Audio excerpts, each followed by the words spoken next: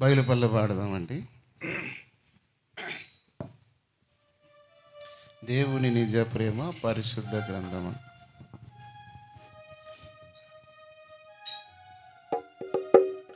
దేవుని నిజ ప్రేమ పరిశుద్ధ గ్రంథమందున్నది.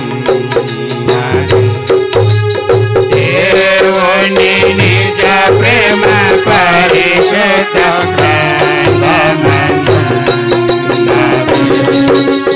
పఠించే సోదరా, పరిశీలించే సోదరి, దొరికినందు నిత్య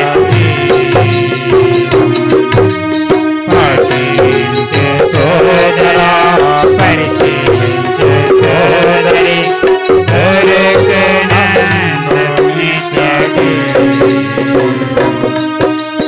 శాంతి సంతోషము పరిశుద్ధ గ్రంథమందున్నది.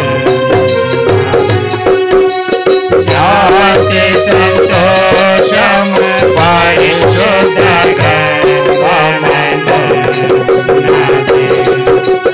పఠించే సోదరా, పరిశీలించే సోదరి, దొరికినందు నిత్య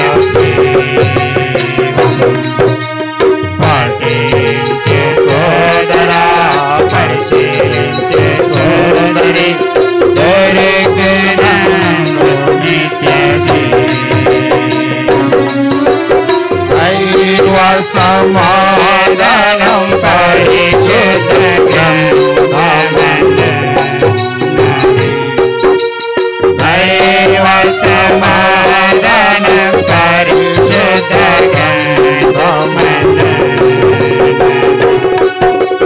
పఠించే సోదరా, పరిశీలించు సోదరి, దొరికినందు నిత్య జీవం.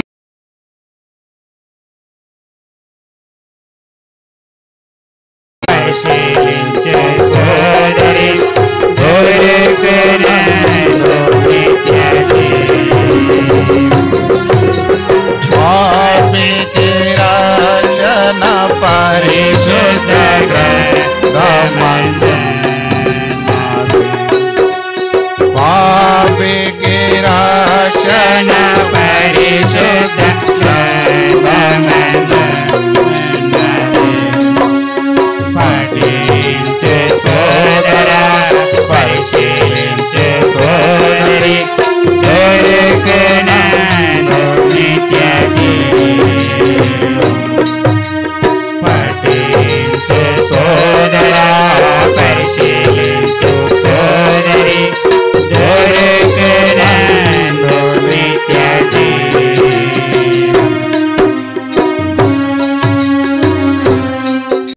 34వ వచనం అందరం కలిసి చదువుకుందాం. లూకా రాసిన సువార్త 23వ అధ్యాయము 34వ వచనం.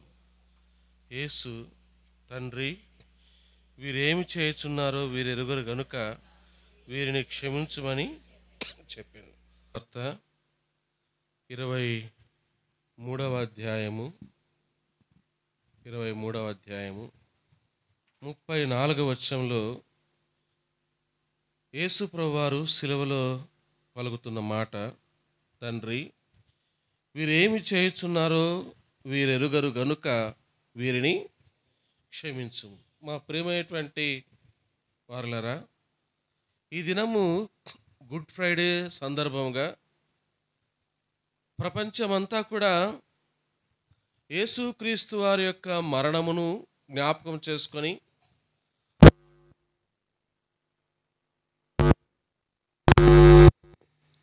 ఎందుకు మరణించినాడు, ఎవరి కోసం మరణించినాడు అనే కొన్ని విషయాలు ఈ యొక్క శుభ శుక్రవారాన్ని ఆధారం చేసుకొని మీకు కొన్ని విషయాలు పరిశుద్ధ గ్రంథమైన బైబిల్లో ఉండి తెలియపరచాలనే ఆశతో మేము మీ చెంతకు వస్తూ వచ్చినాం. మేము చదివిన మాటల్లో పరిశుద్ధ గ్రంథమైన బైబిల్లో మేము చదివినటువంటి లేఖన భాగంలో ఏం రాయబడిందంటే, తండ్రి, వీరేమి చేయుచున్నారో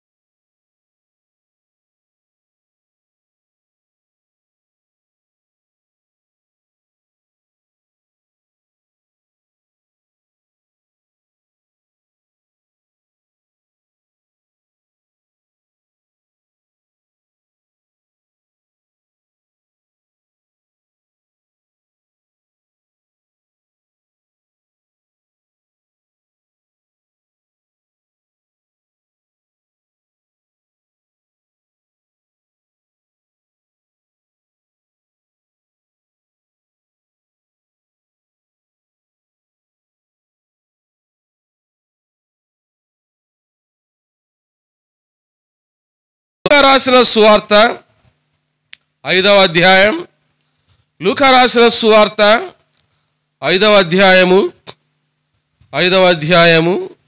20వ వచనం. లూకా 5:20. ఆయన వారి విశ్వాసమును చూచి, మనుషుడా, నీ పాపములు క్షమింపబడి ఉన్నవని వానితో చెప్పగా. ఇంతకు ఆ కలువరి శిలువలో యేసు ప్రభు వారు అనేక మంది ప్రజలను ఉద్దేశించి, ఆ నేరము చేసిన దొంగలను ఉద్దేశించి, వేలాడుతున్న దొంగలను ఉద్దేశించి, ఆ చుట్టుపక్కల ఉన్న ప్రజలను ఉద్దేశించి, అధికారులను ఉద్దేశించి, సైనికులను ఉద్దేశించి, యేసు ప్రభువారు శిలువను శ్రమలను అనుభవిస్తూ శరీరము అంతా రక్తముతో నింపబడినటువంటి, గాయములతో నింపబడినటువంటి, కొరడా దెబ్బలతో నింపబడినటువంటి, ముండ్ల కిరీటమును ధరించినటువంటి ఆ దేవుడు, ఆ యొక్క మనుష్య కుమారుడు పలుకుతున్న మాట ఏంటంటే, వీరిని క్షమించు. నా ప్రశ్న ఏంటంటే, ప్రియమైన వారులారా, క్షమించే అధికారం భూలోకములో ఒక నేరస్తులను, తప్పు చేసిన వారిని, లేదా లోకములో పుట్టినటువంటి ఏ మానవునైనా సరే క్షమించమనే అధికారము ఎవరికి ఉంటుంది అని ఇక్కడ కొంతమంది చెప్పుకుంటున్నారు. రండి చూద్దాం. 20వ వచనంలో యేసు ప్రభువారు అన్న మాట ఏమన్నాడు? ఆయన వారి విశ్వాసమును చూచి, మనుషుడా, నీ పాపములు క్షమింపబడి ఉన్నవని వారితో చెప్పగా. కానీ యేసు ప్రభువారు ఇక్కడ ఏమంటున్నాడు? నీ పాపములు క్షమింపబడి ఉన్నవి, నీ పాపములు క్షమింపబడి ఉన్నవి అని యేసు ప్రభు ఆ మాట అంటే, 21వ వచనంలో కొంతమంది ఆ మాటను ఉద్దేశించి ఏమంటున్నారు చూడండి. 21వ వచనంలో, శాస్త్రులను పరిసయ్యులను దేవదూషణ చేయుచున్న ఇతడెవడు? దేవుడు ఒక్కడే తప్ప మరి ఎవడు పాపములు క్షమింపగలడని ఆలోచించుకొనసాగిరి. కాబట్టి ప్రియమైన వారలారా, యేసు ప్రభువారు మొదటి శతాబ్దములో ఈ లోకములో జీవించిన కాలములో యేసు ప్రభువారు అయ్యా నీ పాపములు క్షమింపబడి ఉన్నవి అని చెప్పగానే కొంతమంది ఆనాటి అధికారులైన వారు, మతానికి సంబంధించిన అధికారులైన వారు యేసు ప్రభువారు ఆ మాట అంటేనే డైరెక్ట్గా యేసు ప్రభు దగ్గరికి పోయి, ఏంటయ్యా యేసు, నువ్వు ఏం మాట్లాడుతున్నావు? దేని గురించి మాట్లాడుతున్నావు?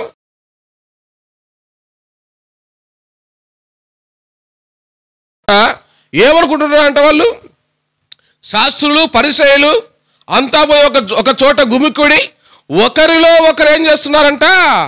గొనుగుతున్నారు, సనుక్కుంటున్నారు. వీడెవడు? వడ్రంగి కుటుంబంలో పుట్టినటువంటి ఇతడెవడు? పాపములు క్షమించే అధికారం ఇతనికి ఎవరిచ్చినారు అని వారి మనసుల్లో ఒకరితో ఒకరు యేసు ప్రభువుకు వినపడకుండా వారు మాట్లాడుకుంటుంటే ఆ మాటలను ఎవరు గ్రహించారంట చూడండి. లూకా రాసిన సువార్త 5వ అధ్యాయం 22వ వచనం. యేసు వారి ఆలోచన ఎరిగి, మీరు మీ హృదయములలో ఏమి ఆలోచించుచున్నారు? ఎప్పుడైనా ఎక్కడైనా మా ప్రేమైన దేశీయులారా, కసాపురములోటువంటి ప్రాంత వాసులారా, ఎక్కడైనా సరే, ఎవరైనా సరే, ఏ డాక్టర్ అయినా సరే, ఏ దేశ డాక్టర్ అయినా సరే, హృదయములో ఒక మనిషి ఏదైనా అనుకుంటే నువ్వు ఫలాంది అనుకున్నావు అని చెప్పగలిగినటువంటి వారు ప్రపంచములో ఇంతవరకు కూడా ఎవరికి అటువంటి శక్తి కానీ అటువంటి జ్ఞానము కానీ లేదు. పుస్తకాలలో ఉన్నింది చదివి చెప్పేవారు ఉన్నారు, లేదా పరిశోధించి పరిశీలన చేసి కనుక్కొని ప్రజలకు చెప్పేవాళ్ళు ఉన్నారు. కానీ హృదయములో నుంచి ఏం మాట్లాడతారో, హృదయంలో ఏమి పుడతాయో, మనం ఏమి తలంపులు తలుస్తామో అవి చెప్పగలవాడు ప్రపంచంలో ఇప్పటి వరకు ఎవరు కూడా, ఏ డాక్టర్ కానీ, ఏ జ్ఞాని కానీ, ఏ శాస్త్రవేత్త కానీ ఇంతవరకు లేడు. అయితే యేసు ప్రభువారు నీ పాపములు క్షమింపబడి ఉన్నవి అని చెప్పగానే వీళ్ళేమన్నారు? ఇతడు దేవదూషణ చేస్తున్నాడు, పాపములు క్షమించే అధికారం ఇతనికి ఎవరిచ్చినారు అని అంటుంటే వారి హృదయ ఆలోచనలను ఎరిగిన వాడు ఎవరు? ప్రభు అయిన యేసుక్రీస్తు వారు. అంటే ఎవరికి తెలుస్తుంది మానవుని యొక్క హృదయంలో ఎలాంటి ఆలోచనలు పుడతాయో, మానవుడు ఎలాంటి వాడో ఎవరికి తెలుసు? ఒక్క దేవుడికి తప్ప మరెవరికి కూడా తెలియదు. ఎందుకంటే దేవుడు ఎలాంటి వాడంటే హృదయ రహస్యములను ఎరిగినవాడు, ఆయన పరిశోధించేవాడు. నువ్వు రాత్రికాల సమయంలో మంచం మీద చక్కగా పడుకొని ఏసీలో ఎండాకాలంలో పడుకున్నా, ఆ పడుకున్న సమయంలో అర్ధరాత్రి 12 అయినా పక్కలో నీ కుటుంబం ఉన్నప్పటికీ, నీ బిడ్డలున్నా, ఎవరున్నా సరే వాళ్ళకు తెలియకుండా నువ్వు ఆలోచిస్తున్నా, నీ ఆలోచనలన్నీ ఎవరు ఎరిగిన వాడు? నేను ఎందుకు మాట చెప్తున్నా అంటే, పాపమును క్షమించేవాడు ఎవరంటే వాళ్ళ మాటల్లోనే ఎవరికుందంట? పాపములు క్షమించే అధికారం ఒక్కనికే ఉందంటున్నారు వాళ్ళు. ఎవరైనా? దేవుడొక్కడే తప్ప పాపములు క్షమించే అధికారం మరెవరికి కూడా లేదు అంటున్నారు. అంటే యేసు ప్రభువారు సమస్త మానవుల యొక్క హృదయాలోచనలు ఎరిగినవాడు కాబట్టి ఆయన ఏమని చెప్పచ్చు మనం? ఆయన దేవుడు. చూడండి ఏమన్నాడు మళ్ళీ యేసు ప్రభువారు 23వ వచనం, నీ పాపములు క్షమింపబడి ఉన్నవని చెప్పుట సులభమా, నీవు లేచి నడువమని చెప్పుట సులభమా? అయితే పాపములు క్షమించుటకు భూమి మీద మనుష్య కుమారునికి అధికారము కలదని మీరు తెలుసుకొనవలెను అని వారితో చెప్పి. యేసు ప్రభువారికి భూమి మీద ఏ అధికారం ఉందంట? యేసు ప్రభు వారికి భూమి మీద ఉన్నటువంటి అధికారం ఏంటంటే, పాపములు క్షమించే అధికారము ఎవరికి ఉంది? యేసు ప్రభు వారికి ఉంది. అందుకనే యేసు ప్రభు వారు ఆ కలువరి శిలువలో కొరడాలతో కొట్టబడిన, తలపైన ముండ్ల కిరీటము యేసు ప్రభు వారు ధరించిన, తలపైన యేసు ప్రభు వారు ముండ్ల కిరీటము ధరించినప్పటికీ, అనేకమైన అవమానాలు ఆయన పొందినప్పటికీ, క్రూరమైనటువంటి రోమా ప్రభుత్వం చేత శిలువ ఆ దేవుడు వేయించుకున్నప్పటికీ, ఆ దేవుడు అక్కడ చెప్తున్న మాట ఏంటంటే, వీరిని క్షమించుము. దేవుడే పాపములు క్షమించే అధికారం గలవాడైతే మరి ఎవరు? యేసు ప్రభు ఎవరు?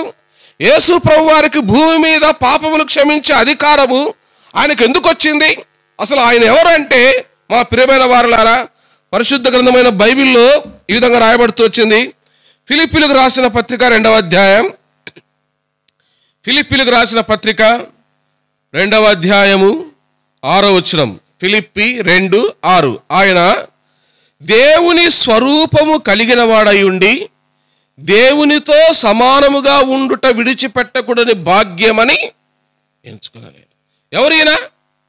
యేసు ప్రభువారు ఈ లోకంలోనికి వచ్చిన యేసు ప్రభువారు, భూమి మీద ఉద్భవించినటువంటి యేసు ప్రభువారు, కలువరి శిలువలో రక్తము కార్చి గాయాల పాలై వీరిని క్షమించుమని పలుకుతున్న యేసు ప్రభువారు ఆయన ఎవరంట? ఎవరైనా? ఆయన దేవుని స్వరూపం. ఆయన ఎవరు? ఆయన దేవుని స్వరూపము. ఎవరైనా? అయ్యా, భూమి మీద పాపములు క్షమించగలిగిన అధికారం ఒక దేవునికే ఉందనుకుంటే, ఈయన యేసు ప్రభువారి గురించి బైబిల్ చెప్తున్న మాట ఏంటంటే, ఈ పరిశుద్ధ గ్రంథం చెప్తున్న మాట ఏంటంటే, ఆయన దేవునితో సమానుడు. ఎవరైనా? యేసు ప్రభువారు దేవునితో సమానుడు. కొలస్సీలకు రాసిన పత్రిక 1వ అధ్యాయం 15వ వచనం, కొలస్సీలకు రాసిన పత్రిక 1వ అధ్యాయము 15వ వచనం, ఆయన అదృశ్య దేవుని స్వరూపి అయి సర్వ సృష్టికి ఆది సంభూతుడై ఉన్నాడు. ఎవరైనా? ప్రభు అయిన యేసుక్రీస్తు వారు ఎవరంటే, ఆయన అదృశ్య దేవుని స్వరూపం. దేవుడు అంటే ఎవరు? కనపడతాడా? చూస్తారా ఎవరైనా దేవుణ్ణి? చూడలేడు. దేవుడు కలుగజేసిన ఒక సూర్యునే మానవుడు పట్టపగలు చూడలేకపోతే, ఆ సూర్యుని మించిన కోటి సూర్యులు అంతకంటే ఎన్ని రెట్లేసుకుంటావు? అంతకంటే ఎక్కువ వెలుగైనటువంటి ఆ దేవుణ్ణి ఏ మానవుడు కూడా చూడలేడు. అందుకనే దేవుని యొక్క స్వరూపమట ఏ స్వరూపమైంది? అదృశ్య దేవుడు. ఎవరైనా? కంటికి కనిపించని వాడు. దేవుడు అంటే కనిపించని వాడు. ఆయన ఆత్మస్వరూపి. ఆయన ప్రేమ స్వరూపి, ఆయన సత్య స్వరూపి, ఆయన మహిమా స్వరూపి. ఆ అదృశ్య దేవుని లక్షణము కలిగిన వాడు ఎవరంటే ప్రభు అయిన యేసుక్రీస్తు వారు. ఏం చెప్తున్నాడు ఇంకా 16వ వచనంలో?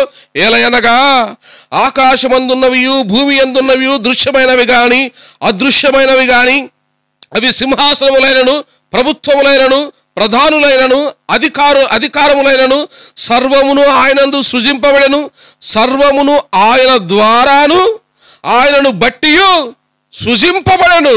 ప్రియమైన వారలారా, ఇండియా ఉందా? ప్రపంచ పటంలో ఇండియా ఉందా? ఆ ఇండియాలో కసాపురం ఉందా? ఆ ఇండియాలో ఏపీ ఉందా? ఆ ఏపీలో గుంతకల్ ప్రాంతం ఉందా? ఈ ప్రపంచ పటంలో అమెరికా ఉందా? ఏదైనా సరే, ఏ ప్రాంతమైనా సరే, ఏ అధికారమైనా సరే, అది ఏదైనా సరే, పర్వతముల, నదుల, ఆకాశమా, భూమి, సముద్రమా, అది ఏదైనా సరే ఎవరి ద్వారా కలిగినాయంట? దేవుని ద్వారా కలిగినాయి. ఆయన సృష్టికర్త. ఎవరైనా ప్రభు అయినా యేసుక్రీస్తు. కాబట్టి ఎవరయ్యా యేసు ప్రభు అంటే, అందుకని శాస్త్రులు పరిసరులు ఏమన్నారు? ఇతడు దేవదూషణ చేస్తున్నాడు. అయ్యా, పాపములు క్షమించే అధికారం ఎవరికి ఉందంట? ఒక్క దేవునికే తప్ప ఏ మనిషి కూడా పాపములు క్షమించే అధికారము భూమిపై ఎవరికి కూడా లేదు. మరి యేసు ప్రభు వారు కుమారుడా నీ పాపములు క్షమింపబడి ఉన్నవని ఆ శిలువలో అనేక మందిని చూచి, తండ్రి వీరేమి చేస్తున్నారో వీరు ఎరుగరు కనుక వీరిని క్షమించుమని పలకగలిగాడంటే, సమస్త మానవాళి యొక్క పాపములు క్షమించగలిగే అధికారము నాకుందని చెప్పేసి యేసుప్రభు చెప్పగలిగినాడంటే, ఏ ధైర్యంతో ఆయన చెప్పగలిగినాడు? ఆయన ఎవరు? ఆయన దేవుడు. అందుకని రోమిలకు రాసిన పత్రిక 9వ అధ్యాయము, రోమిలకు రాసిన పత్రిక 9వ అధ్యాయంలో 5వ వచనంలో ప్రభువైన యేసుక్రీస్తు వారి గురించి ఈ విధంగా రాయబడుతూ వచ్చింది. రోమా 9:5లో పితరులు వీరి వారు శరీరమును బట్టి క్రీస్తు వీరిలో పుట్టెను, ఈయన సర్వాధికారి అయిన దేవుడై ఉండి నిరంతరము స్తోత్రార్హుడై ఉన్నాడు. ఎలాంటి దేవుడైనా? శరీరమందు ఈ లోకములో జన్మించిన దేవుడు. ఆ శరీరాన్ని ధరించి కలువరి శిలువలో అనేక హింసలు పొందిన ఆ దేవుడు ఎవరైనా అంటే సర్వాధికారం కలిగిన దేవుడు. దేవుడు కాబట్టి ఆయనకి ఏ అధికారం ఉందంట? భూమి మీద పాపములు క్షమించే అధికారము ఎవరికి ఉంది? ప్రభు అయిన యేసుక్రీస్తు వారికి ఉంది. ప్రభు అయిన యేసుక్రీస్తు వారికి ఉంది. మరి దేవుడై ఉండి ఎందుకైనా ఈ లోకానికి వచ్చినాడు?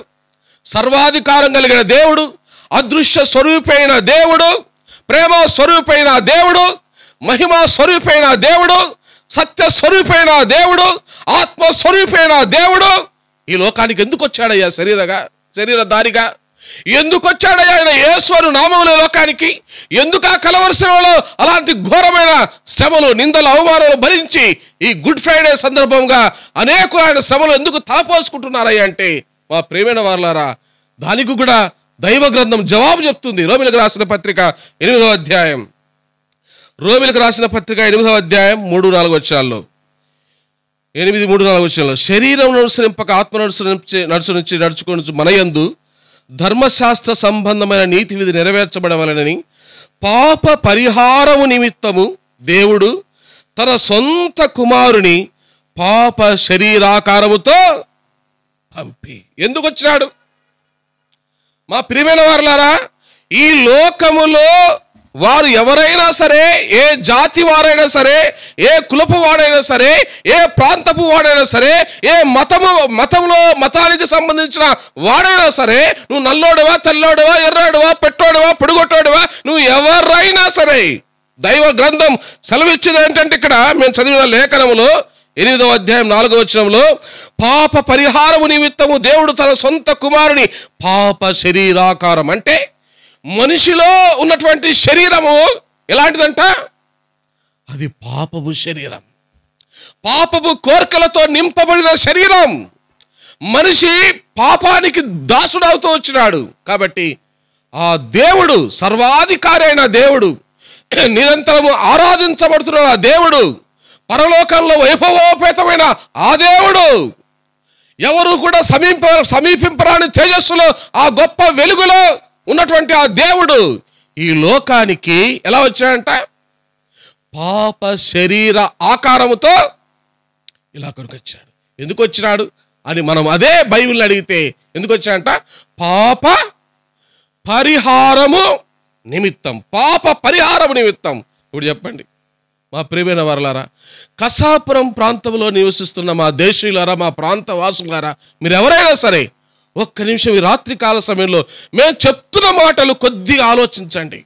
సత్యమేమిటో గ్రహించాలని ప్రేమతో మీకు మేము మనవి చేస్తున్నాం. అయ్యా, ఎందుకు వచ్చినాడు యేసు ప్రభు? క్రైస్తవ మతాన్ని స్థాపించడానికే, మతాన్ని డెవలప్ చేయడానికే. మతం అంటేనే ఆయనకు చిర్రెత్తిపోద్ది యేసు ప్రభు వారికి. మతం అంటేనే కొరడా పట్టుకుంటాడు యేసు ప్రభు వారు. మతాన్ని ఆయన విమర్శిస్తూ వచ్చాడు యేసు ప్రభు వారు. ఆయన మత స్థాపకుడు కాదండి. పాపములు క్షమించడానికి అధికారముతో ఈ లోకానికి వచ్చిన దేవుడు, సర్వాధికారం కలిగిన దేవుడు. కాబట్టి ఎందుకు వచ్చాడంటే పాప పరిహారము నిమిత్తం. పాప పరిహారము నిమిత్తం. హెబ్రీలకు రాసిన పత్రిక 10వ అధ్యాయం. హెబ్రీలకు రాసిన పత్రిక 10వ అధ్యాయం 5వ వచనం. హెబ్రీ 10:5. కాబట్టి ఆయన ఈ లోకమందు ప్రవేశించినప్పుడు ఇలాగున చెప్పుచున్నాడు.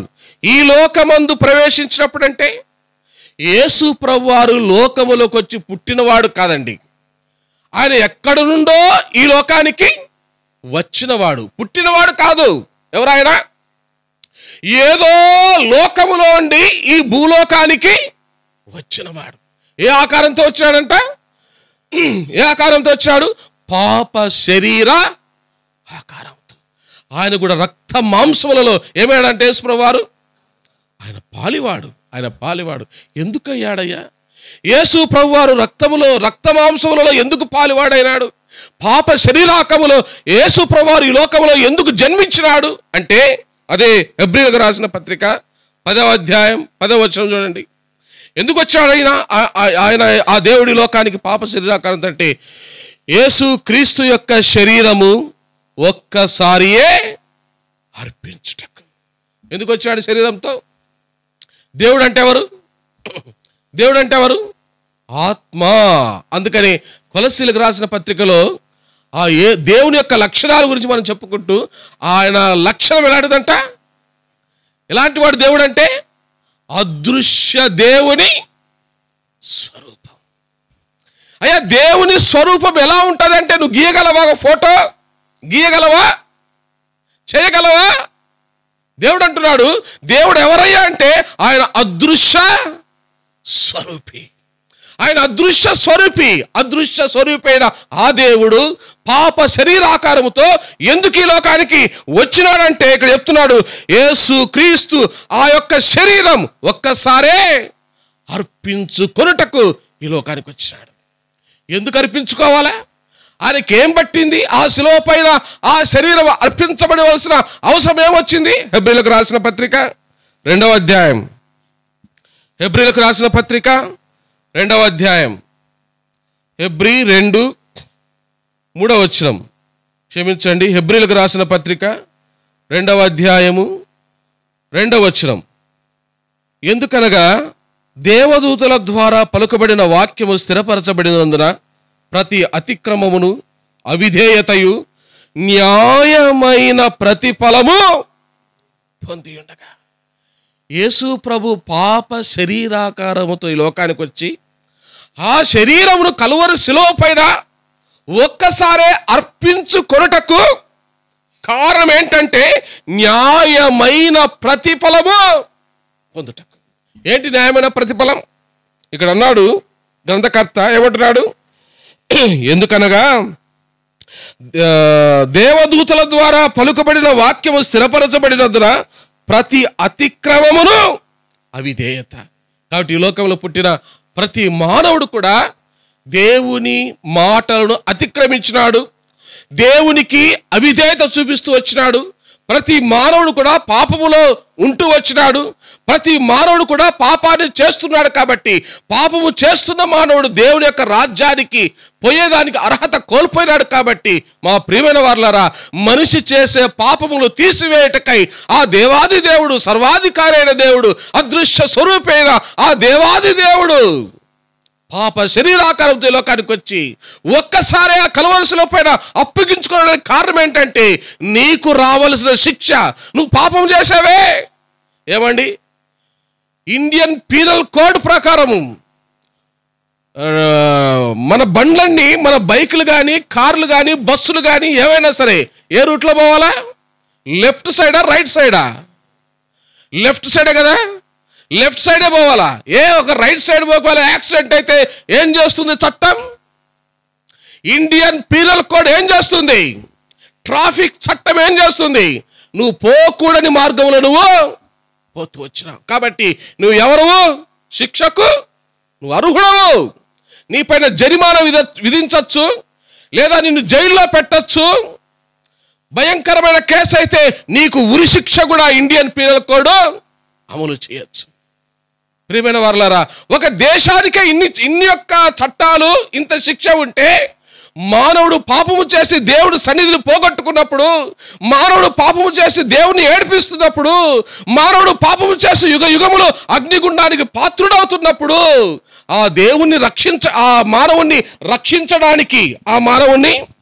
రక్షించడానికి ఆ సర్వాధికారి అయిన దేవుడు ఈ లోకానికి వచ్చి సమస్త మానవాళి యొక్క పాపములు ఏం చేశాడు? ఆయన భరిస్తూ వచ్చాడు. న్యాయమైన ప్రతిఫలం ఎవరు పొందినారంట? అంటే నీ శిక్ష, నా శిక్ష, నీ పైన ఉన్న ఉగ్రత, నా పైన ఉన్న ఉగ్రత, మనము చేసిన ప్రతి పాపము ఎవరు భరించినారు? దేవుడు. అందుకని ఆ దేవుడి గురించి ఒక భక్తుడు అంటున్నాడు, ఇదిగో లోక పాపములను మోసుకొని పోవు. ఆయన ఒక్క జాతి పాపమును మోసుకొని పోయేవాడు కాదండి. ఏదో తగ్గు కులాల దేవుడు కాదండి, ఏదో బ్రిటిష్ వాళ్ళ దేవుడు కాదండి, ఏదో అమెరికా వాళ్ళ దేవుడు కాదండి. ఆయన లోక పాపములు మోసుకొని పోవు ఎవరైనా దేవుడు. పాపాలు మోసుకొని పోవడానికి ఈ లోకానికి వచ్చిన దేవుడు, నీ పాపాన్ని ఆయన భరించిన దేవుడు. యెషయా గ్రంథం 53వ అధ్యాయం, యెషయా గ్రంథము 53వ అధ్యాయం. యేసు ప్రభువారు సిలువను ఎక్కక మునుపే, యేసు ప్రభువారు ఈ లోకంలో పుట్టక మునుపే, ఆ దేవాది దేవుడు, సర్వాధికారి అయిన దేవుడు, సమస్త సృష్టికి కారణభూతుడు, అదృశ్య దేవుని స్వరూపైన దేవుడు, ఆయన పుట్టక ముందే ఆయన గురించి పరిశుద్ధ గ్రంథమైన బైబిల్లో కొన్ని వందల వేల సంవత్సరాల క్రితమే ఆ దేవుని గురించి రాయబడిన మాటలు, ఆయన ఎందుకు చనిపోయినాడో అనే మాటలు మేము చదివి వినిపిస్తున్నాం మా ప్రియమైన వారలారా. యెషయా గ్రంథం 53వ అధ్యాయం 4వ వచనం. యెషయా గ్రంథం 53వ అధ్యాయం 4వ వచనం. నిశ్చయముగా అతడు మన రోగములను భరించెను, మన వ్యసనములను వహించెను. చూసారా? ఎందుకయ్యా యేసు ప్రభు న్యాయమైన ప్రతిఫలం ఆయన ఎందుకు పొందాడంటే, మనం ఎవరమంట? రోగంతో ఉన్నారం. ఏ రోగం? కుష్ఠరోగము కంటే, క్యాన్సర్ రోగం అంటే, క్యాన్సర్ రోగము కంటే, కరోనా రోగము కంటే, ప్రపంచంలో ఉన్న ఏ డాక్టరు కనిపెట్టలేనటువంటి రోగం మంది మానవుని యొక్క రోగం. ఏ రోగం అది? పాప రోగం. నువ్వు పాప రోగివయ్యా, ప్రభు పిలుచుచుండెనయ్యా. నువ్వు పాప రోగివయ్యా, ప్రభు పిలుచుచుండెనయ్యా. ఏ రోగంట మానవుడు? పాపపు రోగి. కాబట్టి మన రోగములను ఆయన భరించినాడు, మన వ్యసనములను ఆయన వహించినాడు. మా ప్రేమైన వారలారా, ఈ కాలములో యవనస్తులు ఎన్ని వ్యసనాలకు, ఎన్ని పాపాలకు, ఎన్ని అతిక్రమాలకు, ఎన్ని చట్టరీత్యా ఎన్ని వ్యతిరేకమైన కార్యకలాపాలకు మానవుడు మునిగిపోతున్నాడండి. ఏ చట్టం కూడా మనిషిని బాగు చేయలేకపోతుంది. ఎన్ని చట్టాలు చేసినా మానవుడు చెడిపోతూనే ఉన్నాడు. ఎన్ని తుపాకీ గుండ్లు పేలుస్తున్నా మానవుడు బ్రతుకు మారడం లేదు. చట్టంలో ఎన్ని సవరణలు చేసినా మనిషి బ్రతుకు మారడం లేదు. కారణం, మనిషి వ్యసనాలకు బానిసైపోయినాడు. వ్యభిచారం అనే వ్యసనం, జూదం అనే వ్యసనం, ఆన్లైన్ బెట్టింగ్స్ కదా, ఆన్లైన్ బెట్టింగ్లు అనే వ్యసనం. ఎన్ని వ్యసనాలు! మనిషికి ఆ పాపపు వ్యసనంలోంచి విడిపించడానికి ఆ దేవాది దేవుడు, సర్వాధికారి అయిన దేవుడు ఏం చేశాడంట? మన వ్యసనములు, మన రోగములు, 5వ వచనం, మన అతిక్రమ క్రియలు, మన దోషములు, మన సమాధానార్థమైన శిక్ష. మా ప్రియమైన వారలారా, ఎందుకయ్యా ఆయన యేసు ప్రభు ఆ కలువరి శిలువలో ఎందుకు ఆ ఘోరమైన మరణం ఆయన పొందినాడు? ఎందుకు తలపైన ఆ ముళ్ళ కిరీటం ధరించినాడు? సర్వాధికారి అయిన దేవుడే, అదృశ్య దేవుని స్వరూపే, ఆ పరలోకములో, స్వర్గరాజ్యంలో, మోక్షరాజ్యములో యుగ యుగములు పూజార్హుడైన దేవుడే, దేవదూతలు గొప్ప గొప్ప వాళ్ళు ఆ దేవుడు పరిశుద్ధుడు పరిశుద్ధుడు పరిశుద్ధుడు అని నిత్యము ప్రతిగారముల మధ్య ఆ దేవుడు ఆశీనుడైన దేవుడే. ఎందుకయ్యా ఆయన ఆ శిలువలో మరణించి, ఆ శిలువలో రక్తము కార్చినాడు, ఆ శిలువలో శ్రమలు భరించినాడు? 3 మేకుల మీద ఉండి పిక్కోలేడు దేవుడు కాదు ఆయన. ఏ దేవుడు ఆయన? 3 మేకులు కాదు సోదరా, నువ్వు ఎన్ని మేకులు కొట్టినా తిరిగి 3వ దినమున లేచిన దేవుడు, పునరుత్థానుడైన దేవుడు. ఎవరైనా? ప్రభు అయిన యేసుక్రీస్తు వారు. కాబట్టి ఎందుకయ్యా అంటే మన అతిక్రమములు, మన దోషములు, మన సమాధానార్థమైన శిక్ష. 6వ వచనం చివరి లైన్లో, యెహోవా మన అందరి దోషము.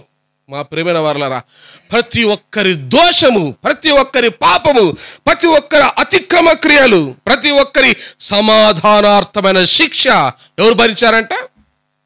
అందుకని హెబ్రీయులకు రాసిన పత్రిక 2వ అధ్యాయంలో మనం చదువుకున్న మాట, ఆ దేవుడు పొందిన ఆ ప్రతిఫలం ఎలాంటిదంట?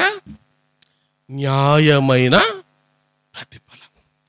నువ్వు శిక్షార్హుడు, నీకేయాలి సులువ. మరణం నీకు, అగ్నిగుండం నీకు, పాతాళం నీకు, ఆరని అగ్ని నీకు. నీ తండ్రి, నీ దేవుడు, నీ రాజు, నీ ప్రభువు, నీ సృష్టికర్త, నీకు గాలి ఇచ్చిన దేవుడు, నీకు ఆహారం ఇస్తున్న దేవుడు, నిన్ను ప్రేమించిన దేవుడు, నీవు ఆ అగ్నిగుండానికి పోకూడదని, ఆ యొక్క పాతాళ లోకాన్ని నువ్వు పోకూడదని, యుగ యుగములు ఆ వేదన పొందకూడదని, ఆ వేదనంతా ఆ యేసు ప్రభువారు ఆయన భరించినాడు. యెషయా గ్రంథం 53వ అధ్యాయం 12వ వచనం చివరి లైన్. యెషయా గ్రంథం 53వ అధ్యాయం 12వ వచనం చివరి లైన్, అనేకుల పాపమును భరించినవాడు. ఎందుకయ్యా? ఎందుకు ఆయనకు అంత శ్రమ? ఎందుకు ఆయన అంత ఇది అవుతూ వచ్చాడంటే, ఆయన అనేకుల పాపములు భరించి, రోగములు భరించి, వ్యసనములు వహించి, అతిక్రమలు బట్టి గాయపరచబడి, దోషములు బట్టి నలుగుగొట్టబడి, మన సమాధానార్థమైన శిక్ష అతని మీద పడి, మనందరి దోషములు ఆయన మోసుకొని ఆయన ఏమైనాడంటే, యెషయా గ్రంథం 53వ అధ్యాయం 10వ వచనం. యెషయా గ్రంథం 53వ అధ్యాయం 10వ వచనం. అక్కడ ఏం రాబడింది? అతని నలుగుగొట్టుటకు యెహోవాకు ఇష్టమాయెను, ఆయన అతనికి వ్యాధి కలుగజేసెను, అతడు తన్ను తానే అపరాధ పరిహారార్థ బలి చేయగా. ఎందుకయ్యా? ఎందుకు వహించాడు? మన రోగములు, మన పాపములు, మన వ్యసనములు, మన దోషములు, మన అతిక్రమ క్రియలు ఆయన ఎందుకు భరించినాడు? ఎందుకు ఆయన మీద వేసుకున్నాడంటే, అనేకులకు అపరాధ పాప పరిహారార్థ బలిగా. కాబట్టి ఆయన బలైనాడు. ఎక్కడ ఆయన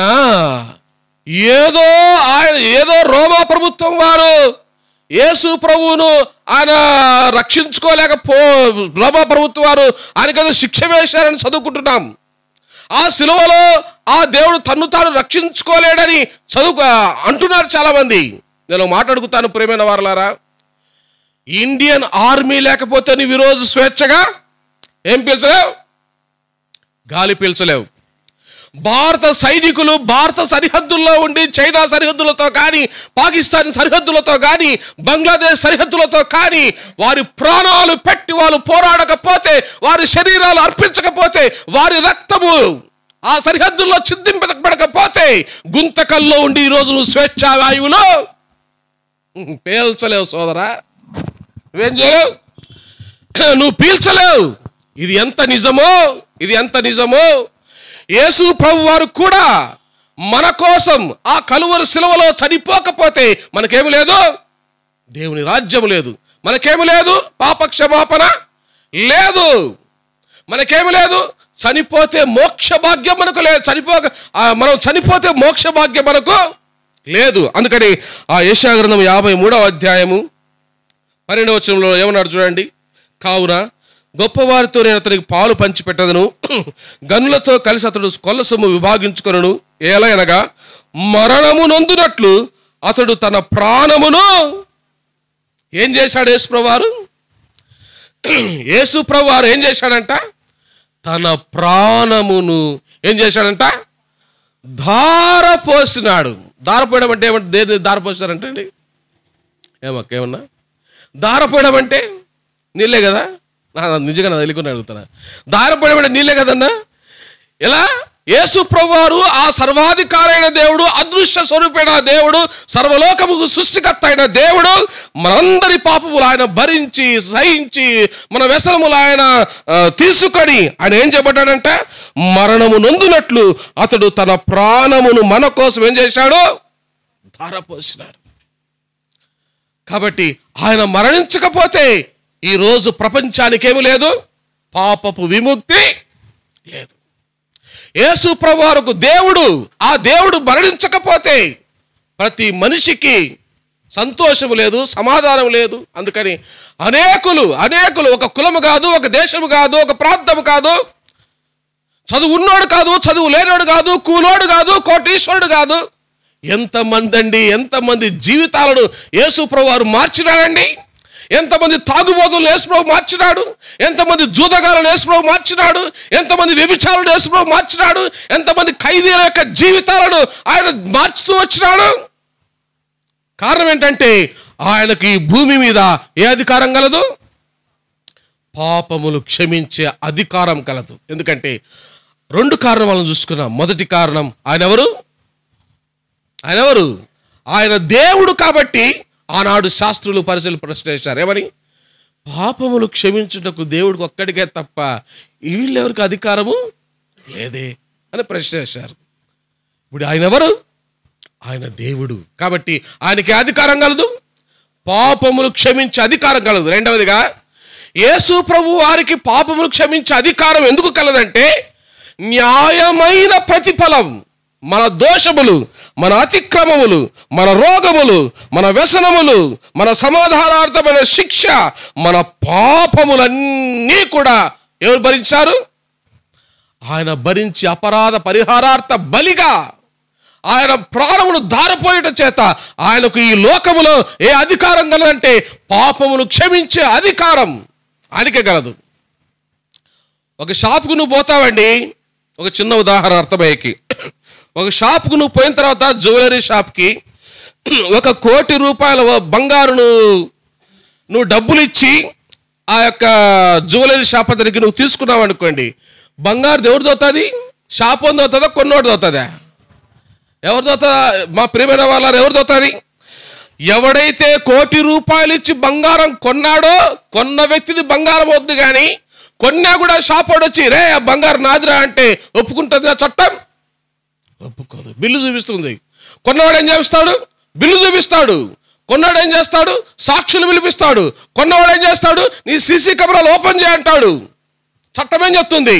వీడు కొన్నాడు కాబట్టి ఆ బంగారం ఎవరిది? అతంది. కొన్నవాడిది బంగారం. మా ప్రియమైన వారలారా, పాపిని బంగారంగా భావించాడు ఎవరు? అయ్యా నువ్వు బంగారం అయ్యా దేవుని దృష్టిలో. పాపము చేసిన మనిషిని దేవుడు బంగారుగా భావించి తన ప్రాణమును ధారపోసి తన రక్తం ఇచ్చి కలవరిశిలో పైన ఏం చేశాడంట? మనుషుల్ని ఆయన కొన్నాడు. కాబట్టి ఆయనకి భూమి మీద ఏ అధికారం ఉంది? పాపములు క్షమించే అధికారం యేసు ప్రభువు వారికి ఉంది. చూడండి, పేతురు రాసిన మొదటి పత్రిక 2వ అధ్యాయం. పేతురు రాసిన మొదటి పత్రిక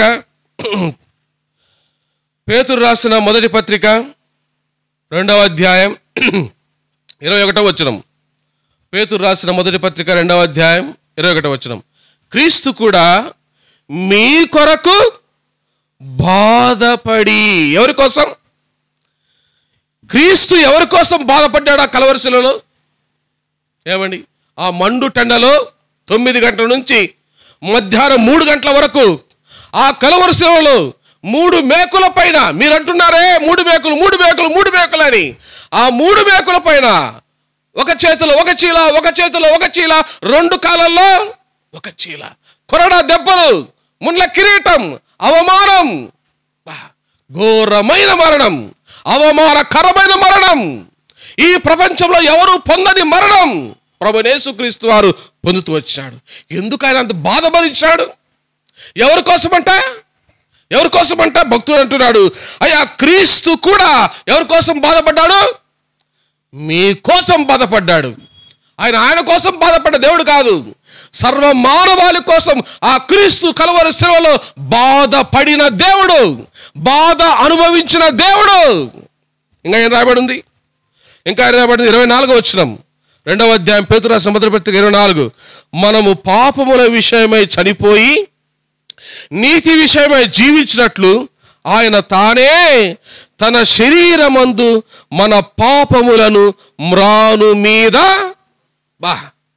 ఏం చేశాడట దేవుడు? అమ్మా, అయ్యా, అక్క, సార్, మేడం, ఆ దేవుడు ఆ మ్రాను పైన పాపములు మోసుకున్నాడంటే కారణం ఏం చెప్తున్నాడు? మనము పాపముల విషయమై చనిపోయి నీతి విషయమై జీవించినట్లు ఆయన తానే తన శరీరమందు మన పాపములను మ్రాను మీద. ఎందుకు చనిపోయాడు యేసు శిలువలో? ఎందుకు ఈ శుక్రవారాన్ని ప్రపంచమంతా శుభ శుక్రవారంగా, గుడ్ ఫ్రైడేగా, ఒక పండుగ వాతావరణంలా ప్రపంచమంతా ఎందుకు జరుపుకుంటుందంటే ఇక రాయబడింది, మన పాపములను ఆ శిలువలో ఆ మ్రాను పైన ఏం చేశాడంట? ఆయన మోసినాడు. దాదాపు 6 గంటల శిలువలో యాతన పెట్టబడ్డాడు. ఆ శిలువకు వేలాడుతూ వచ్చినాడు, ఆ మ్రాను పైన వేలాడుతూ వచ్చినాడు. కారణం ఏంటంటే మన పాపముల నిమిత్తం, నేను నీతిమంతునిగా చేయడానికి, నేను పరిశుద్ధునిగా చేయడానికి, నువ్వు దేవునితో సమానంగా ఉండటానికి, అయ్యా నీ కోసం. కాబట్టి ప్రియమైన వారలారా, ఏదో ఈ క్రైస్తవులు మైకులు పెట్టేస్తారు, అలా ఏదో చెప్పుకుంటారు. మాకేం కాదు, మాకు ఏం రాదండి చెప్పడం వల్ల, మాకేం ఫండ్స్ రావండి, ప్రభుత్వం ఎప్పుడో బ్యాన్ చేసేసింది, మాకేం ఫండ్స్ రావు, ఏమి రావు. మేము ఒకటే చెప్పగలుగుతున్నాం, సత్యాన్ని మేము ప్రకటిస్తున్నాం. ఏంటా సత్యం? అయ్యా, మన పాపముల నిమిత్తము యేసు ప్రభువారు మ్రాను మీద వేలాడాడు.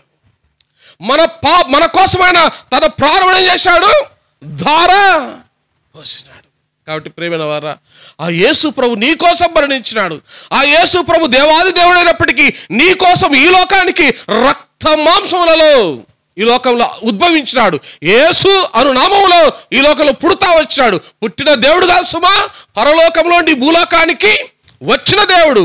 వచ్చి నీకు నాకు రావాల్సిన ఆ పాపపు శిక్ష, న్యాయమైన ప్రతిఫలం ఆయన పొందుతూ వచ్చినాడు. ఆయన భరిస్తూ వచ్చినాడు, రక్తము కార్చినాడు, ప్రాణం పెట్టినాడు. తిరిగి 3వ దినమున లేచి నిజమైన దేవుడని నిరూపించుకుంటూ వచ్చినాడు. ప్రభువైన యేసుక్రీస్తునందు విశ్వాసం ఉంచితే నీకు రక్షణ. నీ కోసం ఆ కలువరి శిలువ పైన చనిపోయిన దేవుని యందు విశ్వాసం ఉంచితే నీకు నిత్య జీవం.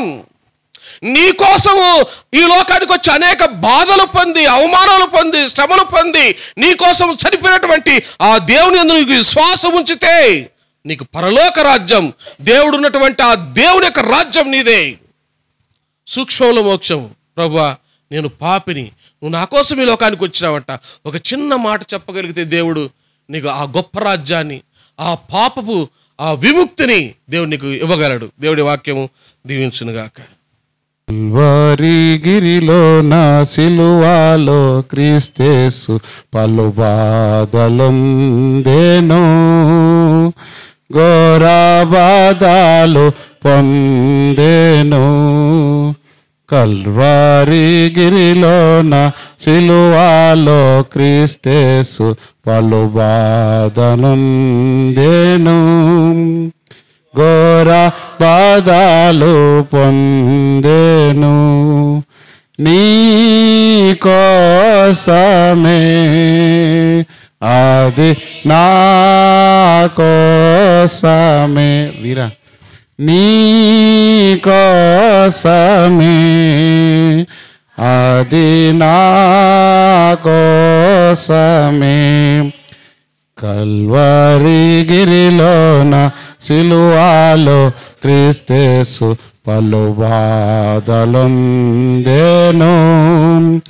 ఘోర బాధలు పొందెను అందరి దోషము మోసి పొందెను ఘోర వ్యాధి అందరి దోషము మోసి పొందెను ఘోర వ్యాధి నిలువెల్ల గాయముల్ పొంది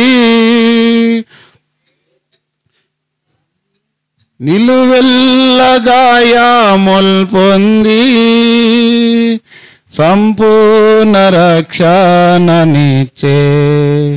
నిలువెల్ల గాయముల్ పొంది సంపూర్ణ రక్షణనిచ్చే నీ కోసమే అది నా కోసమే నీ కోసమే అది నా కోసమే కల్వారి గిరిలోన సిలువాలో క్రీస్తేసు పలు బాధలుందెను ఘోర బాధలు పొందెను కల్వారి గిరిలోన సిలువాలో క్రీస్తేసు పలు బాధలుందెను ఘోర బాధలు పొందెను. మా